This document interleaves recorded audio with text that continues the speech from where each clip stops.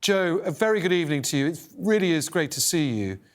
Let me start with where this story started for you, if you like. You were in your 20s when your father was killed. How did you find out about what happened? Yes, I was just 27 and I heard by turning on the news and seeing that a bomb had gone off in Brighton at the Grand Hotel. And we had to wait about 8 hours before we heard that our dad had been killed and our stepmother injured.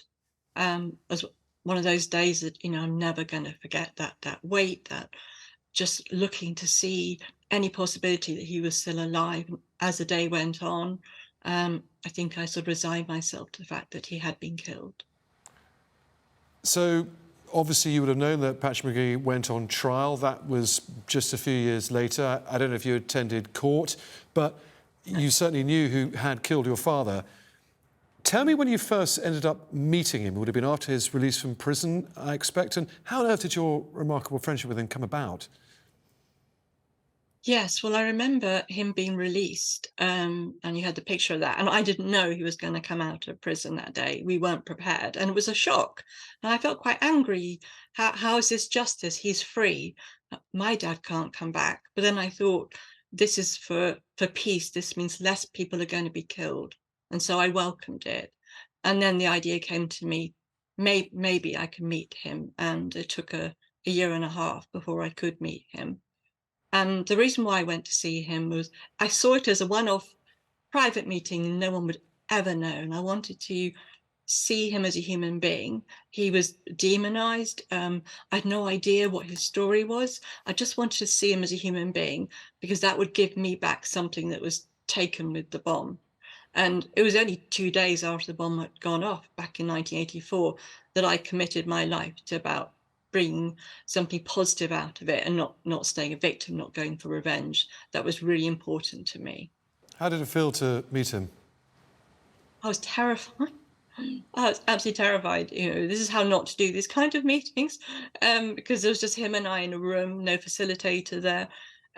But my need to just hear his story and ask him questions was so great that it was stronger than my fear.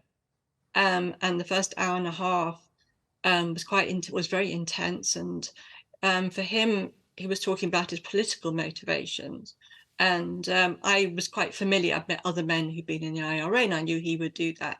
But I do remember at one point looking into his eyes and seeing that he was someone who cared for his community. And at that moment, he was no longer like a demonized enemy. He was a human being. I thought, I'm going to leave now. I've got what I want from this meeting. And then he changed and he said to me, I don't know who I am anymore. Can I hear your anger and your pain? And what can I do for you? And I knew that he'd started a journey of himself. And the next hour and a half, he was asking questions about my father.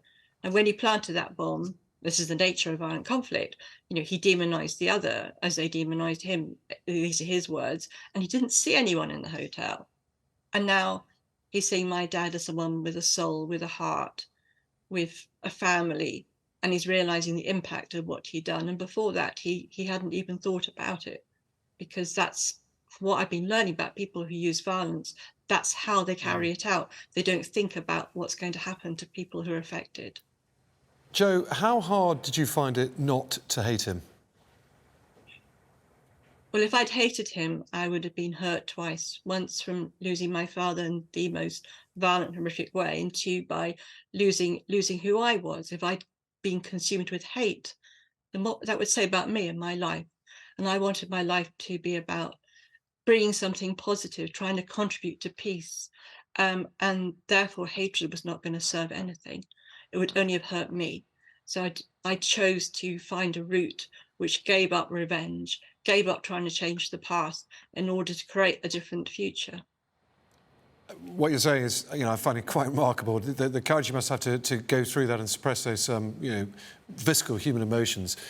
Since then, Joe, you've both gone to travel conflict zones together to share your story, to promote peace. But let me just ask you, how are you feeling now? We've got this momentous moment coming up on Monday, that anniversary of the Good Friday Agreement. Is it a moment of happiness for you or sadness? Oh, it's huge happiness. I remember the elation when everyone sitting around the table finally agreed, and I, for me, that meant less people were going to go through the pain I went through, and hundreds and thousands of others, and it was beginning of building a peace. And I have a lot of friends in Northern Ireland who are so courageous and brave, and they deserve to have peace and live in a world like we live here in England in peacetime. And so I was so happy about it. And yes, there have been shaky moments, and we are facing one right now.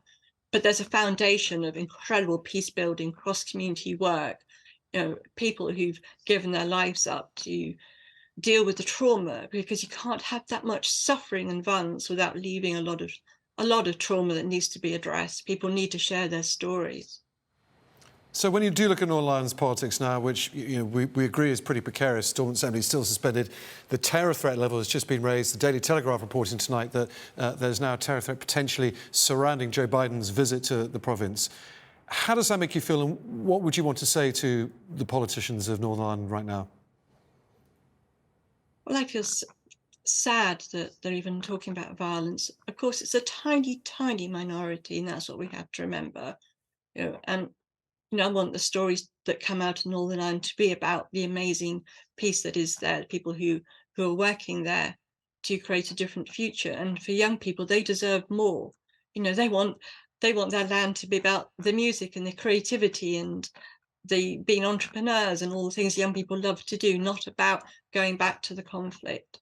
Um, they need support. I think a lot of people in England perhaps aren't so aware of just how complex our relationship is. And whenever I go there, I just want to say, we do care in England about what's happening here, and we are here to support you, and we're all in this together. I think that's one message that we can give. That it's not on a separate country. It is part of us.